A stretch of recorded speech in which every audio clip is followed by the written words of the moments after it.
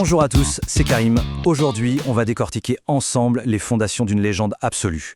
Bien avant Purple Rain, bien avant les symboles et la gloire planétaire, il y avait ce jeune musicien de Minneapolis qui était juste déterminé à tout faire exploser. C'est l'histoire de la naissance de Prince. Je serai la plus grande star de la planète. Point. Ça, c'est une phrase qu'il a écrite dans un de ses carnets. Et ce n'est pas un rêve, c'est une affirmation. C'est une sorte de prophétie qu'il s'est faite à lui-même, et qui venait de ce gamin de Minneapolis qui allait forcer le monde entier à l'écouter. Alors comment est-ce que tout ça a commencé ? Eh bien avant les paillettes, l'histoire démarre dans le froid du Minnesota. À Minneapolis. Franchement, l'endroit le plus improbable pour la révolution musicale qui se préparait. On est le 7 juin 1958. C'est la naissance de Prince Rogers Nelson, dans une maison où il y a beaucoup de musique, mais aussi énormément de tension. Minneapolis, à cette époque, c'est une ville plutôt calme, où la ségrégation est là, discrète mais bien présente. Il a le talent de ses parents, c'est sûr. Un père pianiste de jazz, une mère chanteuse de jazz. Mais c'est surtout leur relation explosive qui va le marquer. C'est un enfant plutôt solitaire, et son vrai refuge, ça a été les instruments qu'il trouvait à la maison. C'est simple, à 12 ans à peine, il savait déjà jouer de presque tout. Cette phrase, elle veut tout dire. Pour lui, la musique, ce n'était pas juste un passe-temps, c'était une question de survie. Et cette conviction, ça lui a donné une détermination en béton armé. Il a monté son premier groupe, Grand Central, avec son pote André Simonet. Et déjà, un truc était clair, le patron, c'était lui. Il composait, il dirigeait, il contrôlait absolument tout. Et là, il faut imaginer la scène. Le gamin a à peine 19 ans. Son talent est tellement évident, tellement brut, que Warner Bros lui propose un truc qui ne s'était jamais vu. Un contrat historique. On lui garantit le contrôle créatif total sur ses 3 premiers albums. C'est juste une victoire immense pour ce jeune qui ne savait même pas ce que le mot compromis voulait dire. Son premier album, For You, c'est bien plus qu'un simple disque. C'est une démonstration de force, une véritable déclaration d'indépendance musicale. 27. C'est le nombre d'instruments que Prince a joué lui-même sur cet album. Je répète, lui-même. C'est une prouesse hallucinante qui a laissé les ingénieurs du son de l'époque complètement sur le carreau. Il voulait tout faire, alors il a tout fait. Évidemment, cette obsession de la perfection, ça a un prix. 170 500 $. C'est le budget qu'il a cramé pour cet album. Pour info, c'était quasiment toute l'avance qui était prévue pour 3 albums. Il a tout mis sur le premier. Au final, on se retrouve avec un album brillant, techniquement irréprochable. Mais les critiques le trouvent presque trop parfait, trop lisse, un peu froid. For You ne sera pas un énorme succès commercial, mais l'essentiel est ailleurs.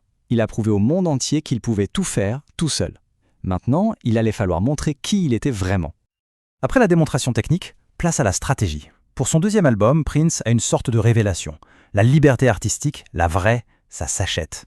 Et ça s'achète avec du succès commercial. Il a compris qu'il lui fallait un tube pour avoir la paix et faire ce qu'il voulait après. Du coup, il change complètement son fusil d'épaule. Fini le son ultra léché de For You. Là, il balance un son beaucoup plus direct, plus brut, plus funk, tout en gardant son identité, bien sûr. L'objectif, ce n'est plus de prouver qu'il est un virtuose, c'est de décrocher un hit pour s'acheter sa liberté. Et ça marche! Oh que ça marche! Le single I Wanna Be Your Lover, c'est un groove irrésistible. Le morceau envahit les radios, il se classe numéro 1 des charts R&B, c'est un carton monumental. C'était exactement le tube dont il avait besoin. L'album qui porte son nom, Prince, s'écoule à plus d'1 million d'exemplaires. Ça y est, il a son premier disque de platine. Et avec ce succès, il a maintenant le pouvoir, le vrai pouvoir, de faire exactement ce qu'il veut pour la suite. La porte était grande ouverte pour ses idées les plus folles. Et maintenant qu'il a le succès en poche, qu'est-ce qu'il fait ? Il va tout faire péter.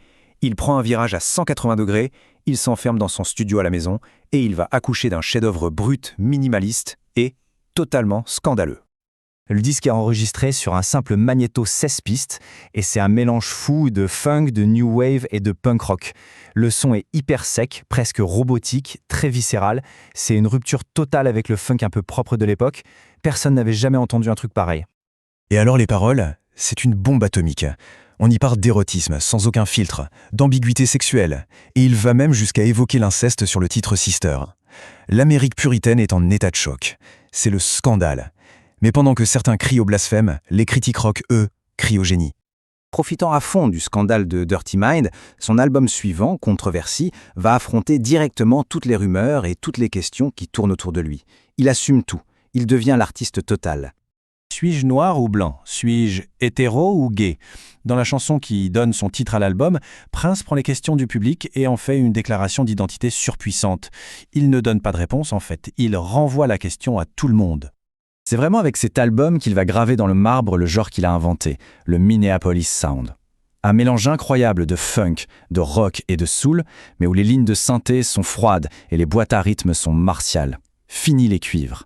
C'est un son qui va définir une bonne partie des années 80. Quand on met tout ça bout à bout, la trajectoire est juste fulgurante. En 4 petites années, 4 albums, Prince est passé le jeune prodige à icône révolutionnaire. D'abord la déclaration, ensuite la conquête, puis la révolution sonore, et enfin l'affirmation de l'artiste total.